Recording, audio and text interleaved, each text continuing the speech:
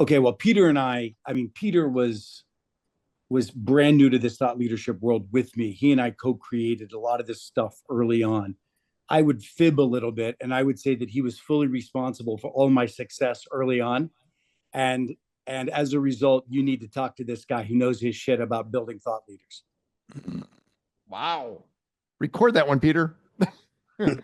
Just excerpt the piece that I said I would fib a little. He and I were Dave? definitely. I would have somebody ask me what's the fib, but I'd say I'm totally responsible, not partially. No, I could flip Dave, that. how would you and I met at the National Speakers Association meeting in San Diego, and I told you, I don't know if you remember this, after your session, I came up to you and I said, this is the session I was hoping I would find. Because I remember you said, how many of you are making six figures off of speaking? No hands went up. Yeah. How many of you are making six figures off your book? No hands went up. And he goes, do you know what business you're in? And that's when I knew I needed to talk to you, and my business was just starting. And the reason I went to that meeting was to find someone like you that would, that was based in reality, that was pragmatic, that understood thought leadership. And, again, as I said before the show, I'm so grateful because you got me on the right track right from the get-go of what I need to do to create this business. And the business has exceeded every expectation I could have ever had. I appreciate that.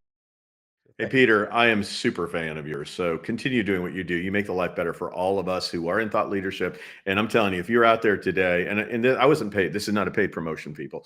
If you're out there today looking for how to take what you know and turn it into a marketable product in the thought leadership space, there's nobody else like you. So please continue to follow Peter. Thank you. Wow. I appreciate that. Thanks so much. Appreciate it. Well, that's right. First, Peter, thanks for the spotlight today. Thanks for having me on. You are an icon in the thought leadership industry, and anybody who's thinking of writing a book or building their brand or productizing their IP should be working with you. So I appreciate the chance to come on this show with you today. That's exactly right. I appreciate you and the work that you do to encourage thought leaders to make a difference. The whole idea of thought leadership leverage is all about saying leverage is impact.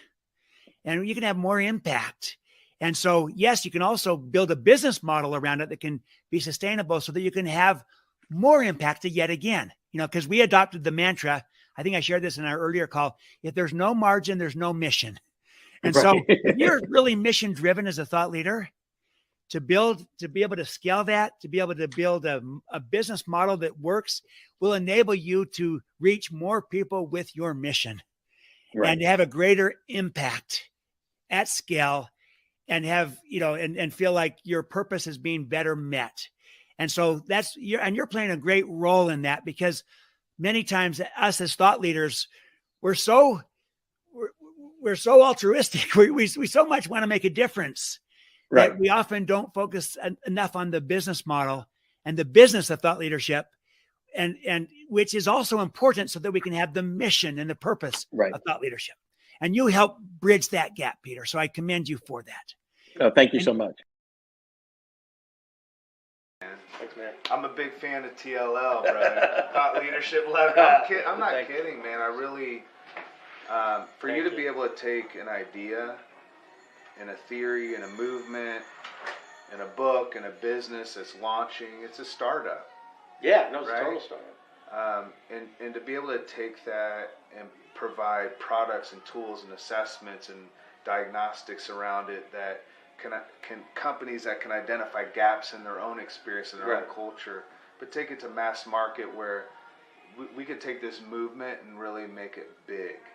To be able to have a strategy around that is like, it's priceless for someone like me, because I recognize that my influence as a leader now in the business community grows exponentially, because now it's just not this guy that was a pastor that had this heart of, this bleeding heart for people that wanted to do good. I think you go from being it validates a rock star pastor to a rock star TCC to now a rock star. Your platform's the business world. Yeah. right? Like that's exponentially bigger Yeah. than even TCC, as big as that was compared to what the church was for you. Yeah. And, it's really exciting. It's amazing to be part of it. You can just, you feel it in the air as you rock on the bus. And, But you've been like a big key in that. Well, So thank I you. appreciate Can I give you a plug?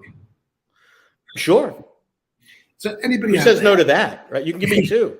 if you're if wherever you are in business, find somebody like Peter who's going to sit there, who's going to challenge you, who's going to ask you difficult questions, going to look at your processes, going to really look under the bonnet and really put your business through the spinner. Because if he hadn't done that at the end of 19, I don't think I would have been able to do a lot of the things that I did. So I appreciate you and I thank you very much.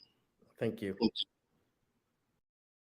And I would say I want to just credit Peter, you and your firm, because your models around what it takes to have a good platform and supporting tools and all that, we use that to help us think through the process. So all of your thought leadership in that area was really helpful and value added for us. So thank you publicly for that. Seriously, that was a big deal. Oh, thank And, you.